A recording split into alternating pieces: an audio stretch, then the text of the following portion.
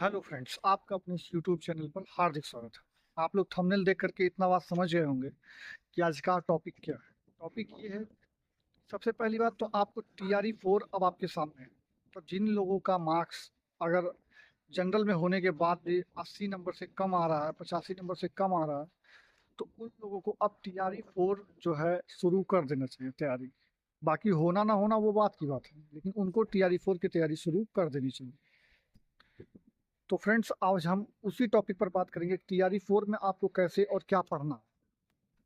तो चलिए हम बिना देर किए अपना इस वीडियो की शुरुआत करते हैं। सबसे पहली बात, टीआरई 3 में किसका किसका नहीं हो पाएगा। तो देखिए, जिसका भी मार्क्स जनरल कैटेगरी में होने के बाद 80 नंबर से कम आ रहा है, वो टीआरई 4 की तैयारी अपने अपने शुरू कर दें। उसी हिसाब से आप कैटेगरी वाइज अपना देख लीजिए। अगर आप कट ऑफ के थोड़ा सा भी ऊपर नीचे हैं तो आप तैयारी करना शुरू कर दीजिए, भले आपका हो ना हो बात की बात है। आप रिजल्ट के चक्कर में आप अपना तैयारी का समय को ज़ाया मत कीजिए। तो इसके लिए मैं आज आपको वीडियोस करने वाला हूँ कि आपको क्या पढ़ना चाहिए और कैसे पढ़ना चाहिए। देखिए, मेरा सिलेक्शन 6 to 8 में मैथ और साइंस के ग्रुप से हुआ है। मैं अनरिजर्व से आता हूँ, मतलब मैं जनरल कैटेगरी से आता हूँ। तो जनरल कैटेगरी में मेरा सिलेक्शन हुआ है 6 to 8 में, मैथ और साइंस के। तो उसी तरह से आपको भी मैं बताऊंगा कि आपको क्या पढ़ना चाहिए कि आपका कम समय में अधिक एफर्ट मिले, कम समय में अधिक तैयारी कर पाएँ और अच्छा नंबर गेन करके आप सिलेक्शन ले पाएँ। देखिए, वो ज़माना अलग था कि आपको पूरी पोथी पत्रा पढ़ लेनी है और पढ़ जाना, ऐसा नहीं करना है। स्मार्ट स्टडी करना है, ना कि ज़्यादा स्टडी करना है। ज़्यादा पढ़ने से कुछ नहीं होगा, स्मार्ट तरीके से पढ़िए, जो आपके काम में आए और आपका सिलेक्शन हो जाए। बस इतना ही पढ़ना है आपको। तो उसके लिए मैं आपको बताता हूँ कि आपको देखिए, सबसे पहले तो आपको अपना बेसिक क्लियर करना होगा। उसके लिए आपको क्या करना होगा, आपको एससीईआरटी को पढ़ना होगा। पटना बिहार में जो है एक एससीईआरटी की बुक लगती है, जो कि बेसिक बुक होती है, वही पढ़ाया जाता है स्कूलों में। क्योंकि 9-10 का होता है, 6 to 8 का होता है। तो 6 से लेकर के आप 10th लेवल तक का एससीईआरटी की जो किताबें आती हैं, जैसे मान लीजिए आप मैथ से दे रहे हैं टीजीटी, तो आपको क्या करना होगा, एससीईआरटी की 9th की 10th की 6 to 8 की, 6 7 8 9 10, इसका एससीईआरटी का जो मैथ में जो चीज़ें दी हुई हैं, जो एससीईआरटी में दी गई हुई हैं, वही सारे टॉपिक्स को क्लियर करना है, वही सारे टॉपिक्स को पढ़ना है और उसी टॉपिक से क्वेश्चंस आपके आएंगे। तो ये तो बात रहा आपका मैथ का। अगर आप मान लीजिए विज्ञान विषय से टीजीटी देना चाहते हैं, तो आपको वही काम करना होगा। पहले 6 7 8 9 10 जो एससीईआरटी बिहार का जो होता है, एनसीईआरटी नहीं, पहले एससीईआरटी पढ़िए, जो बिहार बोर्ड अपने स्कूलों में लगाता है। वो किताब जो कि आपकी स्क्रीन पर दिख भी रहा होगा, मैंने लगा दिया एग्जाम्पल के रूप में। तो ये सारी किताबें आपको ले लेनी है, बहुत सस्ते दाम पर, 20 रुपया, 25 रुपया, 30 रुपये में आपको ये किताबें मिल जाती हैं। तो उन्हीं सारी किताबों को आपको पढ़ना होगा और सबसे पहले आपको एससीईआरटी को क्लियर करना होगा। जिस दिन आपने एससीईआरटी को पूरा पढ़ लिया अच्छे से अपने सब्जेक्ट के हिसाब से, आप समझ जाइए आपका 90% काम हो चुका है। 90% काम हो चुका है आपका। जितना भी आप एससीईआरटी जितना भी आप पढ़ लिए, अगर आपने पूरी एससीईआरटी को 6 से लेकर 10 तक का आप पढ़ लिए, तो आपका सिलेक्शन कोई रोक नहीं सकता। उसी में से क्वेश्चंस आते हैं, कहीं से 2 नंबर ज़्यादा, कहीं से 2 नंबर कम, लेकिन आएगा उसी एससीईआरटी से। जैसे मान लीजिए हिंदी के लिए, तो हिंदी का भी अगेन वही करना है। 6 से लेकर के 10 तक का टीजीटी में अगर आप दे रहे हैं तब भी, 6 to 8 में दे रहे हैं तब भी, बशर्ते क्वेश्चन का लेवल 19-20 होता है, लेकिन चीज़ें वही रहती हैं, वहीं से पूछी जाती हैं। कोई फ़र्क आपको नहीं दिखेगा। टीआरई 3 में, 6 to 8 में, टीआरई 2 में जिसमें मेरा सिलेक्शन हुआ था, 6 to 8 में पेपर जो है साइंस का और मैथ्स का कठिन आ गया था, जबकि टीजीटी का पेपर आसान था। मेरे पास ये स्टेट नहीं था, इसलिए मैंने उस पेपर को नहीं दिया था टीजीटी का। इसलिए मेरे पास केवल सीटेट था, तो मैं 6 to 8 में ही केवल एलिजिबल था। अब टीआरई 4 में देना होगा तो दे सकते। तो इसलिए मैं बता रहा हूँ कि कोई ज़रूरी नहीं कि पेपर आपका 6 to 8 में आसान आएगा, 9-10 में कठिन आएगा, ऐसा कोई ज़रूरी नहीं। कहीं से कुछ भी आ सकता है और कहीं कठिन कहीं आसान भी हो सकता है, लेकिन आएगा आपके एससीईआरटी से ही आएगा। आपको अपना सबसे पहला काम करना है, क्लास 6 to लेकर के 10th, यानी एक 6 7 8, ये जो है 5 किताबें आपको, 6 की, 7 की, 8 की, 9 की और 10 की, ये 5 किताबें आपको सबसे पहले पढ़ लेनी, जिस सब्जेक्ट की आप तैयारी कर रहे हैं उस सब्जेक्ट। जैसे 6 to 8 में मैथ साइंस दोनों है, तो सबसे पहले आप मैथ और साइंस दोनों को कवर कीजिए एससीईआरटी से। ये आपको करना होगा। जैसे आप एसएसटी से हैं, इतिहास भूगोल आपका सब्जेक्ट है, तो आप इतिहास भूगोल को पढ़िएगा।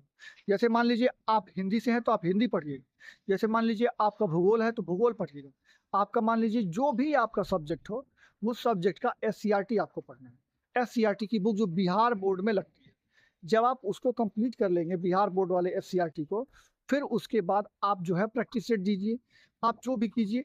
लेकिन पहला आपका दायित्व तो यही बनता है कि आप जो है बिहार बोर्ड में लगने वाले एससीईआरटी को पूरी तरह से पढ़ें। ये पहला काम।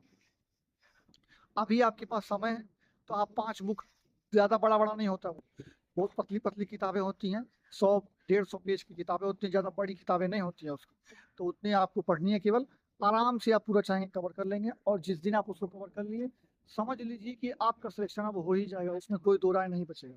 क्योंकि वो जितने भी क्वेश्चंस दे रहे हैं, वो एससीईआरटी से ही दे रहे हैं। तो आपको इस बात को समझना होगा, और एससीईआरटी को ही सबसे पहले।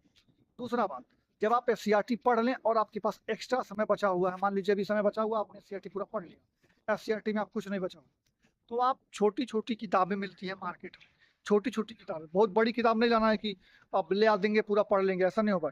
छोटा-छोटा लाइए, पढ़ते जाइए, फिर लाइए, फिर पढ़िए, फिर लाइए। उससे आपका मोटिवेशन भी होगा कि हमने 1 किताब पढ़ लिया, हमने 2 किताब पढ़ लिया। आपके अंदर सेल्फ मोटिवेशन भी क्रिएट होगा कि हम पढ़ रहे हैं। तो पतला किताब लाइए, ज़्यादा मोटा किताब लाने की ज़रूरत नहीं है। जिस भी सब्जेक्ट की आप तैयारी करते हैं, मार्केट में बहुत सारी उपलब्ध बुकें हैं, जो आपको ठीक लगता है वन लाइनर में, या फिर ऑब्जेक्टिव में, या फिर आपको डिस्क्रिप्टिव में। तो जिस भी टाइप का किताब आपको अच्छा लगता है, वो किताब लाइए और उसको पढ़िए। लेकिन पहला आपको एससीईआरटी का ही पढ़ना होगा। बेहतर होगा कि आप बुक से पढ़ें। तो ये जो चीज़ है वो आपको करना ही होगा। तो वहीं से आपका सारा चीज़ क्लियर हो जाएगा। एससीईआरटी जब आप पढ़ लेंगे, आपका 100% कि आपका चांस, आप पेपर उठा के देखिए। आप टीआरई 1 का पेपर उठाइए, टीआरई 2 का उठाइए, और टीआरई 3 का भी जो पेपर हुआ है उसको उठाइए, और देखिए क्वेश्चन कहाँ से आया हुआ है। सारे क्वेश्चंस में से 80 से 90% क्वेश्चन आपको ये दिखेगा कि आपको एससीईआरटी से ही कहीं न कहीं दिया गया है। उसी को कहीं घुमा दिया गया है, तो उसी को कहीं इधर-उधर करके आपको पेश कर दिया गया है। लेकिन सारे क्वेश्चंस एससीईआरटी से ही आए हुए हैं। तो आप किसी भी सब्जेक्ट का तैयारी कर रहे हो, चाहे हिंदी हो, चाहे इंग्लिश हो, चाहे आप मैथ साइंस से हो, या आपका इतिहास, भूगोल, ज्योग्राफी वाला एसएसटी वाला पोर्शन हो, कोई भी हो, आप अपने ही सब्जेक्ट का एससीईआरटी की बुक जो बिहार गवर्नमेंट में लगती है, जो आपको स्क्रीन पे मैंने दिखा भी दिया है, तो वो सारी बुक्स आपको पहले पढ़नी है, पहला काम है। उसके बाद ही आपको कोई तीसरा, चौथा, 5वां बुक पढ़ने की ज़रूरत होगी, उसके पहले आपको कुछ नहीं। पहले वो पढ़ लीजिए, उसके बाद दूसरा पढ़िएगा, क्योंकि वही आपका एक रामबाण तरीका है निकालने का एग्ज़ाम। कोई बहुत बड़ी चीज़ नहीं आती है इसमें। अगर आपने बहुत ढंग से पढ़ लिया एससीईआरटी, तो आराम से हो जाएगा, कोई बहुत बड़ा चीज़ नहीं है। तो इतना आपको करना होगा। अब हम आते हैं, मान लीजिए वो बुक्स हो गए आपके क्लियर, एससीईआरटी, मान लीजिए एससीईआरटी आपने पढ़ लिया है, फिर कोई थर्ड बुक आप जो आपको ठीक लगे, आप उसको ले आइए, उसको पढ़िए, और प्रैक्टिस करना होगा। आप प्रैक्टिस बुक ले लीजिए, प्रैक्टिस सेट ले लीजिए, या किसी ऑनलाइन प्रैक्टिस को, मतलब जो है टेस्ट को परचेज़ कर लीजिए।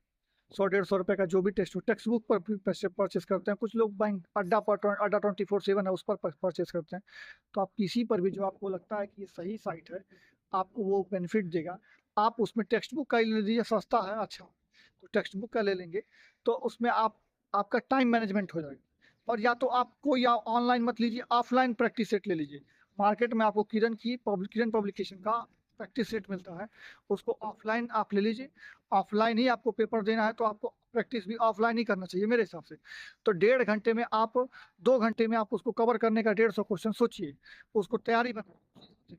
कि मैंने यहाँ तक भी सुना है और देखा भी है, महसूस भी किया है कि ये बच्चों का टाइम की कमी की वजह से पेपर का क्वेश्चन छूट रहा है। तो ये टाइम मैनेजमेंट जो है वो आपको प्रैक्टिस सेट से ही होगा। तो आपको प्रैक्टिस सेट लेना होगा और अपने टाइम को मैनेज करना होगा।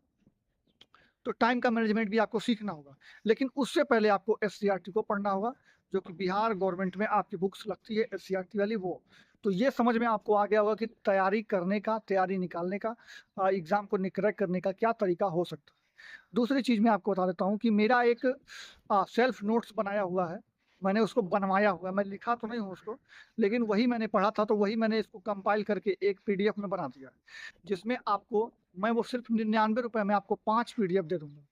99 रुपए आपसे चार्ज करूँगा, क्योंकि उसको बनवाने में बहुत खर्चा आता है, तो उसको देखना पड़ता है, और भेजने का, लेने का, देने का बहुत सारा उसमें सिस्टम है। तो उतना मेरा पड़ जाता है, इसलिए मैं आपसे उतना लूँगा, क्योंकि उसके बगैर वो हो नहीं पाएगा।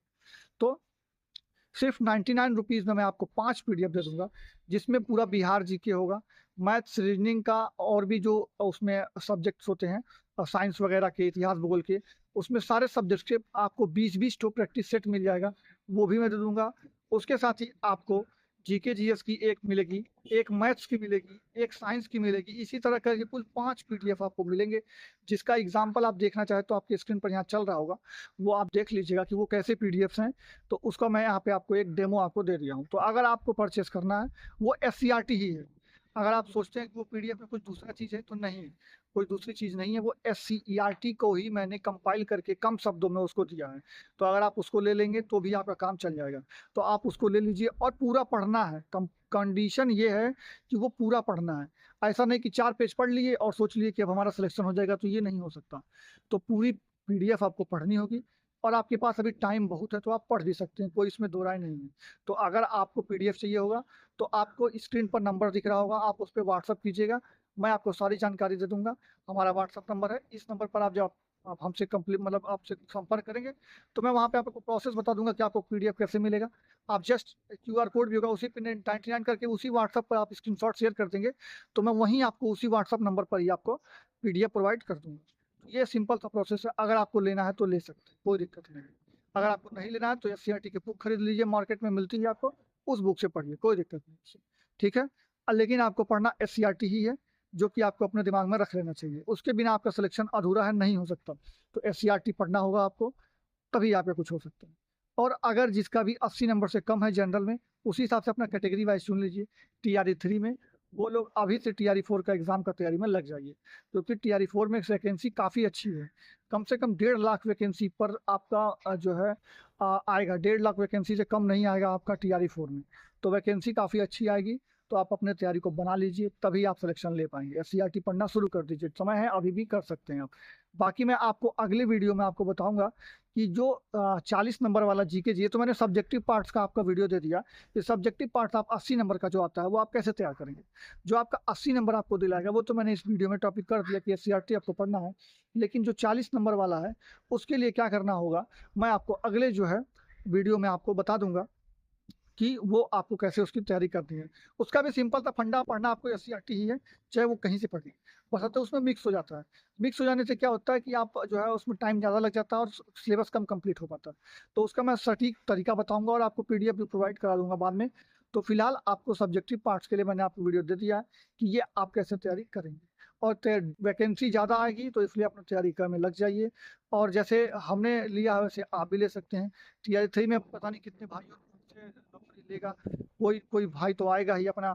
तो उसी तरह से आप भी आएंगे, आपका भी मौका मिलेगा। हो सकता है आपका अभी भी सिलेक्शन हो जाए, टीआरई 3 में ही हो जाए, लेकिन अगर बाई दी वे ना होता तो टीआरई 4 के लिए आप अगले तैयारी रखिए, क्योंकि वो आपके पास ऑप्शन है। अगर नहीं होता तो कोई बात नहीं होता, लेकिन ऑप्शन है तो उसका यूज कीजिए। जब तक रिजल्ट नहीं होता तब तक आप कंफर्म नहीं हो सकते कि आपका सिलेक्शन हुआ है कि नहीं हुआ है। तो इसलिए आप अपना तैयारी को मजबूत बनाइए और एससीईआरटी को पढ़ना शुरू कीजिए। तो चलिए, यही सारा बात मैं आपको बताना चाहता था। और हो सकता हो कि जो है एटमॉस्फेयर में आवाज़ जो है तेज चल रहा है, हवा, तो हवा का आवाज़ से आपको डिस्टरबेंस हुआ होगा वीडियो में, तो उसके लिए माफ़ी चाहता हूँ। बट यही जो है आपको बताना था, और आप अपनी तैयारी को मजबूत करिए और अपने अंदर पॉजिटिविटी के साथ इस तैयारी को लग जाइए। एससीईआरटी पढ़ना शुरू कर दीजिए, उसके बिना आपका कुछ। तो एफसीईआरटी को पढ़िए, बाकी आपके मेरे तरफ से आपको बेस्ट विशेष है कि आपका एग्जाम निकल जाए। चलिए, मिलते हैं हम अगले वीडियो में, तब तक के लिए अपना ख्याल रखिएगा। जय हिंद, जय भारत, धन्यवाद।